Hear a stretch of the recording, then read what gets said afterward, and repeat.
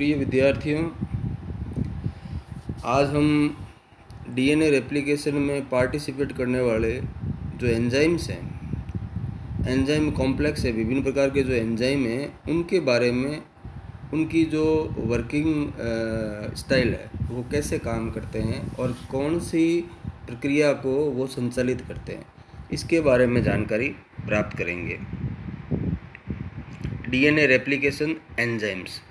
DNA का जो द्विगुणन होता है, डीएनए के एक मॉलिक्यूल से दो मॉलिक्यूल जब बनते हैं, उस पूरी प्रोसेस को जो नियंत्रित करने वाले कैटलिस्ट हैं, एंजाइम्स हैं, उनकी क्या क्या भूमिका है, उसके बारे में आज के व्याख्यान में अपन जानकारी प्राप्त करेंगे। सबसे पहला है DNA polymerase. DNA polymerases are enzymes used for the synthesis of DNA by adding nucleotide one by one to the growing DNA chain।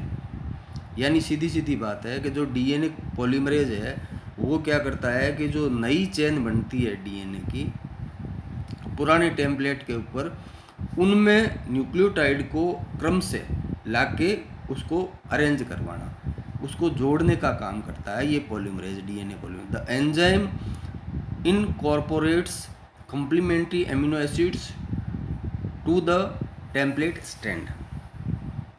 ये जो एंजाइम है वो क्या करता है कि जो संबंधित अमीनो अम्ल है, एमिनो एसिड है, उस एमिनो एसिड के जो टेम्पलेट स्ट्रैंड बनते हैं उनको ये वहाँ पे complementary amino acids to the template strands. DNA polymerase is found in both prokaryotic and eukaryotic cells. जो डीएनए पॉलीमरेज है वो यूकैरियोटिक सेल्स और प्रोकैरियोटिक सेल्स दोनों के अंदर जो डीएनए रेप्लिकेशन की प्रोसेस होती है उसमें ये अपनी भूमिका अदा करता है। They both contain several different DNA polymerases responsible for the different functions in DNA replication and DNA repair mechanism. ये जो प्रोकैरियोटिक और यूकैरियोटिक सेल्स हैं उनके अंदर जो इनका फॉर्म होता है, जो डीएनए पॉलीमरेजेज है उनका जो रूप होता है वो अलग अलग प्रकार का होता है और उनकी जो वर्किंग स्टाइल होती है वो भी अलग अलग प्रकार की होती है। उसमें डीएनए की नए स्ट्रैंड का फॉर्मेशन करना, उनमें न्यूक्लियोटाइड्स को लाके अरेंज करना और डीएनए का रिपेयर करना भी शामिल है। DNA primer enzyme.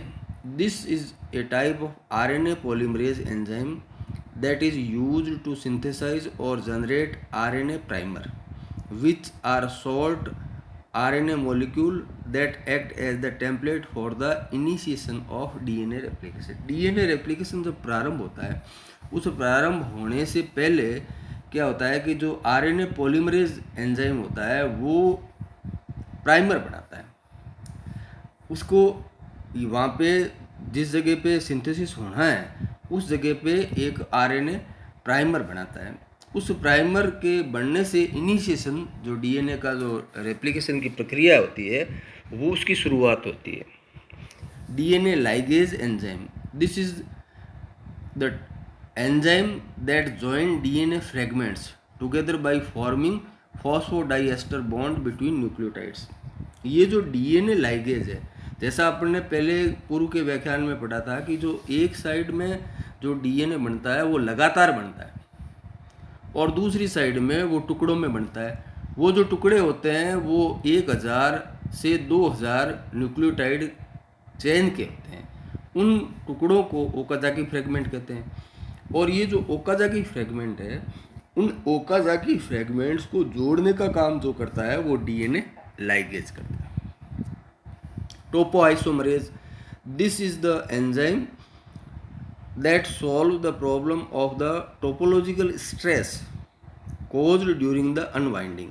जब डीएनए कॉइल्ड होता है, उस कॉइलिंग को, उसकी जो टोपोलॉजी है, उसकी जो मॉर्फोलॉजिकल स्ट्रक्चर है, उसको जब सीधा करते हैं एक स्ट्रेट थ्रेड के रूप में उसको जब अलग किया जाता है तो उसकी जो टोपोलॉजिकल स्ट्रेस होता है वो स्ट्रेस को कम करने का, अनवाइंडिंग के अंदर उस स्ट्रेस को कम करने का काम टोपोआइसोमरेज करता है। द कट वन और both strand of DNA allowing the strand to move around each other and release the tension before the rejoin of the each other.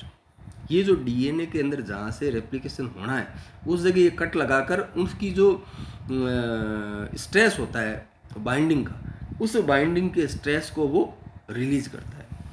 And therefore the enzyme catalyse the reversible breakage, it causes the joining the broken state. ये जो topoisomerase है उसको जो cut जहाँ लगती है उसको वापस जोड़ने का भी काम करता है.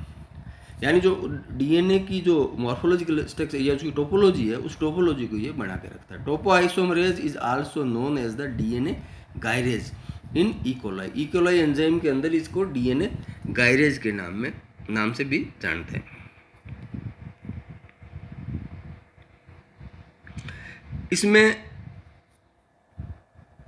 इसमें जो एंजाइम्स बाकी जो एंजाइम पार्टिसिपेट करते हैं उसमें एक एक्सोन्यूक्लियस नामक एंजाइम होता है. ये जो एक्सोन्यूक्लियस नामक एंजाइम है वो क्या करता है कि डीएनए का कोई पार्ट गलत बन गया है, डीएनए का पार्ट कोई गलत बन गया है उसको काट कर अलग करने का काम करता है. उसको काट कर जो बन गया है उस पोर्शन को हटाता है, वो उसको कहते हैं एक्सोन्यूक्लियस. एक्सोन्यूक्लियस क्या करता है, डीएनए का वह पार्ट जो अवांछित है उसको कट करता है टर्मिनल एंड से, तो वो एक्सोन्यूक्लियस कहलाता है. और अगर बीच में कोई गलत न्यूक्लियोटाइड आ गया और उसको काट के अलग करना है तो उसको वो जो एंजाइम होता है वो होता है एंडोन्यूक्लियस. यानी बीच में से किसी डीएनए के मॉलिक्यूल को अलग करना है तो वो होता है एक्सोन्यूक्लियस. ये एक्सोन्यूक्लियस क्या करता है, एंडोन्यूक्लियस क्या करता है कि जो डीएनए का जो नया मॉलिक्यूल बना है उस नए मॉलिक्यूल में बीच का पार्ट है, उस बीच के पार्ट को ये अलग करता है.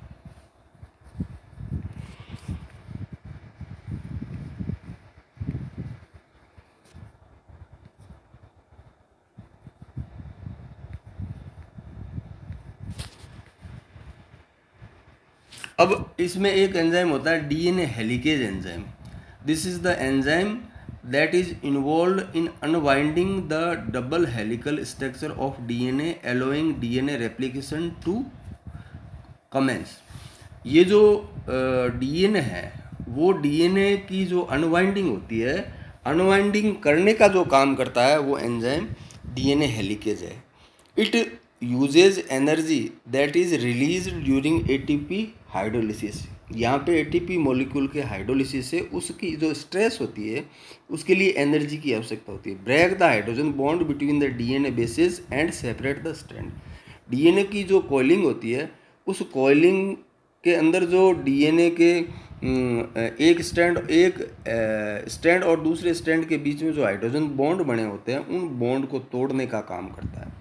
ये जो हेलिकेज है वो टू स्ट्रैंड को अलग अलग करता है.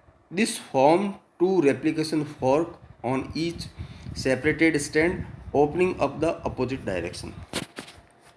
उन दोनों को जो स्ट्रैंड होते हैं उनको अलग अलग करने का ये काम करता है. At each replication fork the parental DNA strand must unwind exposing new sections of the single stranded template. यानी जो कॉइल्ड हुआ डीएनए का स्ट्रैंड है उनको एक टेम्पलेट के रूप में सीधा व्यवस्थित करने का काम हेलिकेज एंजाइम करता है. Helicase enzyme accurately unwind the strand while maintaining the topology on the DNA molecule. Helicase enzyme accurately unwind the strand, जो स्ट्रैंड है डीएनए का जो कॉइल हुआ है उसको सीधा करने का और उसकी टोपोलॉजी को मेंटेन करने का काम करता है. इसके लिए क्या होता है कि एसएसबी प्रोटीन नाम के वहाँ पे प्रोटीन्स होती है, वो उसमें जहाँ से इनिशिएशन पॉइंट होता है उस जगह पे प्रोटीन्स अटैच हो जाती है. वो एसएसबी प्रोटीन क्या करती है कि उस डीएनए के जो स्ट्रैंड है उसको सीधा रखने का काम करती है. डीएनए का जो मॉलिक्यूल है उसको सीधा रखने का काम करती है. तो इस प्रकार से जो डीएनए की रेप्लिकेशन की पूरी प्रक्रिया है उसमें डिफरेंट जो एंजाइम्स होते हैं उनकी अलग अलग भूमिका होती है। तो इन एंजाइमों के बारे में अपने को जानकारी होनी चाहिए कि ये एंजाइम इस पूरी रेप्लिकेशन की प्रोसेस को रेगुलेट करते हैं। आज के व्याख्यान में इतना ही। जय हिंद, जय भारत।